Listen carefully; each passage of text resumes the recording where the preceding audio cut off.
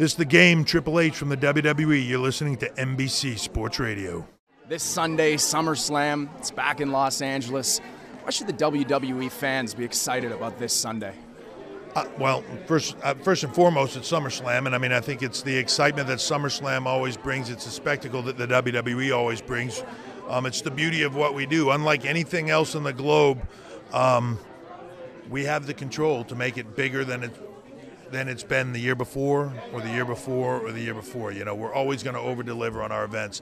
I think this year is something special in general for me.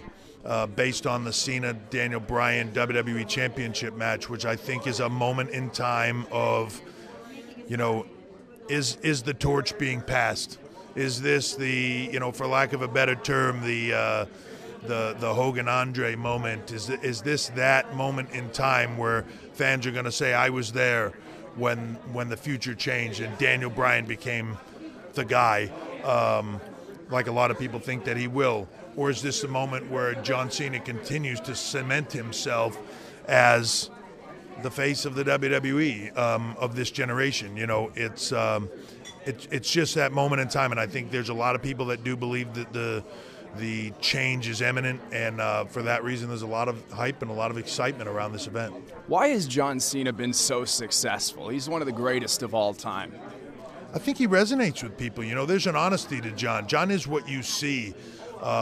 Some people look at that and they think that is a bogus, you know, white meat, good guy, hero character that he puts on, and it's really not. That's just John Cena. You know, he is the guy that's out there doing almost 400 Make-A-Wish kids and is very extremely passionate about it. He is the guy that came to us and said, hey, we should work with Susan G. Komen. You know, he's the guy that is dedicated. He's on the road every night working somewhere in the world.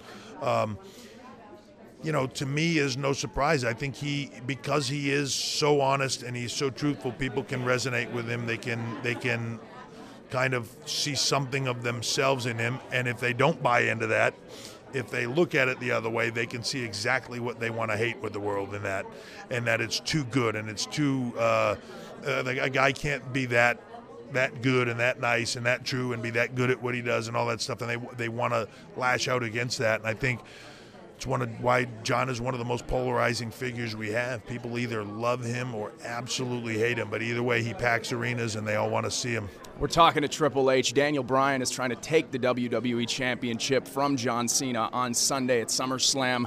He's not your prototypical WWE champion. He's got a big beard. He's smaller than your normal WWE champions. Why do you think the fans are attracted to this guy? Why do you think they've fallen in love with him?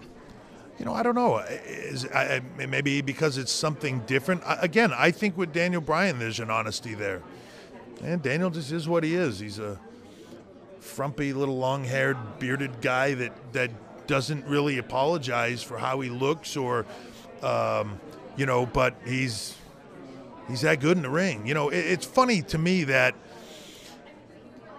it oftentimes, to me, seems like historically when you look back at the business, you know, when you got past the flamboyant Hogan Macho Man era, you had the Bret Hart technician, a lot less hype and personality and charisma than those. They let the in-ring's talent speak for themselves. Yeah, and there's kind of those shifts back and forth. It's like they get tired of vanilla, they want to go with chocolate for a little while, and maybe that's what it is. I do think that Daniel is the crossover of so many of those factors that make a superstar big. He's got charisma. He's got personality. He's different. He is his own man. There's a truth to what he says. He's not putting on a persona. That just is Daniel Bryan. And he's damn good and he's damn exciting at what he does. If you put your money on the table to see Daniel Bryan, I think you know you're going to get your money's worth, and I think that's exciting to people. Triple H, the WWE continues to grow and expand. You're very active on social media, and you just opened the WWE Performance Center down in Orlando. Tell me about that. Performance Center is exciting for us in that, you know, we often say the one thing that we have that all this is based on is our superstars. Without our talent, we have nothing, and that is the truth. And the Performance Center literally guarantees the future of the WWE.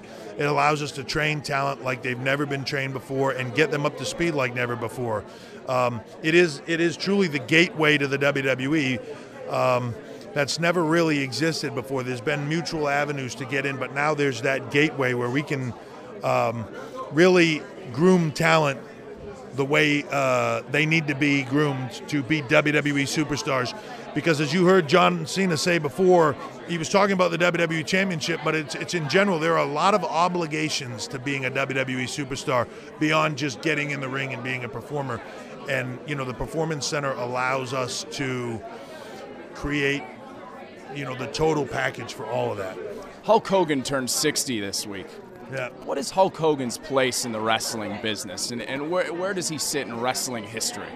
I think as one of the biggest superstars in the history of this this entire industry.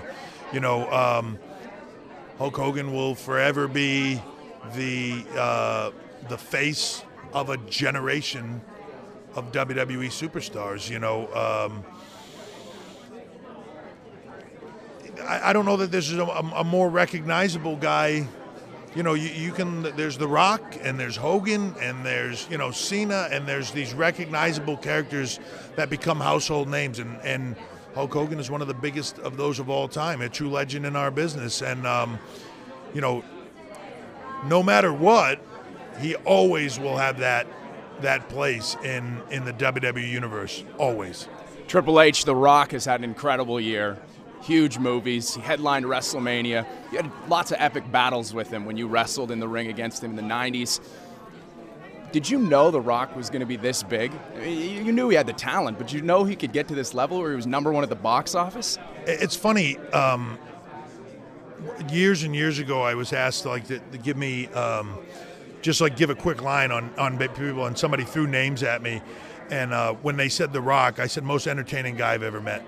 He just he can morph himself into whatever is going on at the time. I remember Mick Foley and I walking into the studio for Saturday Night Live, and Mick was saying, you know, I don't know that Rock's going to be good at this comedy stuff, because he hated, at a certain point in time, he hated doing the comedy stuff in what we did.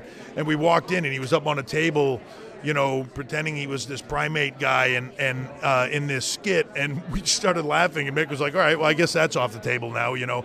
He can do anything. He has no fear of putting himself out there and letting people in, and that's phenomenal, and it's part of the reason for his success. He's also one of the most driven guys I know.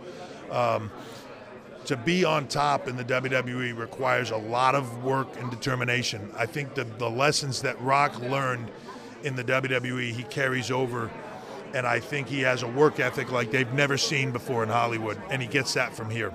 Triple H, how often are you in the gym? I'm in the gym as often as I can be. You know, I'm a gym nut. I'm in there as often as I can be. My schedule, it's funny, 20 years of my life I spend in the ring and on the road every single day, and somehow I'm busier now than I've ever been in my life. But I try to get in the gym. I'm in there at least 4 or 5 days a week. Triple H, you're always one of my favorite guys to talk to. Thank you very much. Appreciate the time. It's good to see you again. Good to see you, Thanks. too.